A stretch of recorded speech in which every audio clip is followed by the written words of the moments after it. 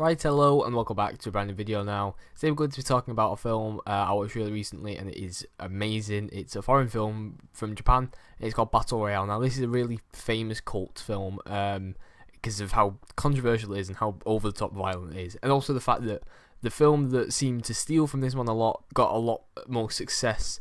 And it was fairly recently, and that's The Hunger Games. The Hunger Games stole so much from this film is untrue, and people will argue that it didn't.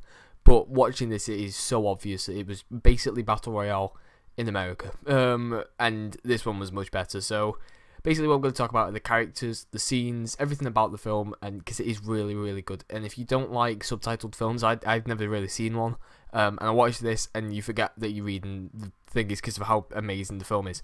So to start off with, the two main characters are Shiyu and Nakagawa, sorry, and this review, by the way, is going to be spoiler based, so if you haven't seen the film, go and watch it, it's amazing. So these two main characters, they're basically Peter and Katniss from the Hunger Games. They're trying to survive, he's protecting her, and they go along on this path basically to try and just survive. They don't want to kill anybody else, but they have to in certain scenarios. And then I'd say there's other characters that, although they're brief, are just as important. So Chigusa's one of them, who is the girl in the yellow tracksuit, because she's probably got about 5 minutes of screen time. Yeah, her character is one of the most important ones to show how violent this, well, game really is. So what happens is, after she kills the guy who's basically being a bit of a creep to her by stabbing him multiple times, she gets shot running away from Mitsuko, and then she dies in the person that she loves' arms. And it's not like this film, although it does have like the romance elements, if you understand what I mean, because of the two main characters, but also the other scenes where, say, they're trying to survive like a couple, it gets completely squashed. It's not like the Hunger Games where they're surviving together and it's like, oh, they'll make it through it if they trust and love each other. No. There's like one scene, for example, where this girl's just shot her boyfriend. Well, it's not really the boyfriend, but they're holding him and she's like, no, don't die and stuff. And then out of the blue, like, all this starts, like, romantic music comes on, some girl just runs in, just starts shooting her and kills them both. And it's just that type of film. It doesn't have any of those moments. And when it does, it gets crushed completely, really quickly. It reminds you that this is a really brutal film.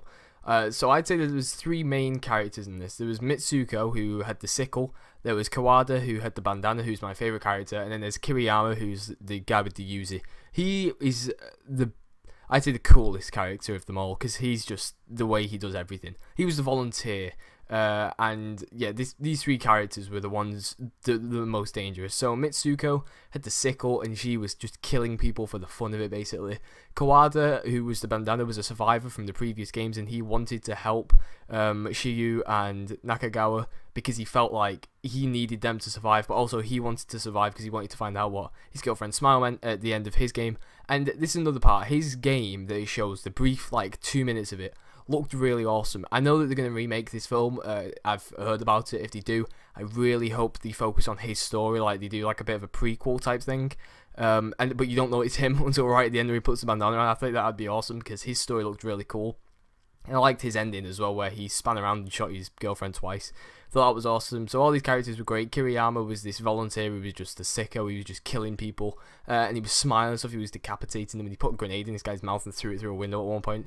So all these great characters. I love the concept of this film as well. It's got such a great concept that has been stolen by the Hunger Games and other films afterwards. And this was a 2000 film, so it's not like it was a recent one. It came out about 17 years ago. And yeah, the concept in this film is amazing, and they did steal a lot of this from Hunger Games. Hunger Games stole a lot of this from Battle Royale. So there was amazing death scenes, there was awesome shootouts. One of my favourite scenes of this film is when they're all in the lighthouse and they're trying to figure out who poisoned who. And the girl runs up onto the table and just starts shooting the friends, like with this machine gun, as they're all shooting her with revolvers and stuff. And it's just so over the top with violence. It was amazing to watch, and that is a great scene from this film.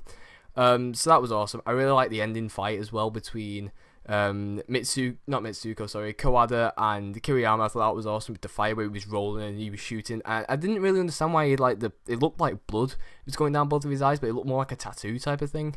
I thought that was really cool as well. It kind of added, I don't know, even more coolness to the character that was already amazing beforehand. So I thought that was awesome.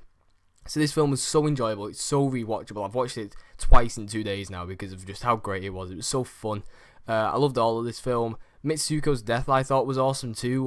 The camera angle's like right next to Kiriyama's gun as he's walking forwards, and he's shooting her over and over, and like this kind of classical music's playing as she's like getting shot and falls into the pool. I thought that was awesome. It shows that everybody can die whenever in this film. I thought it was awesome.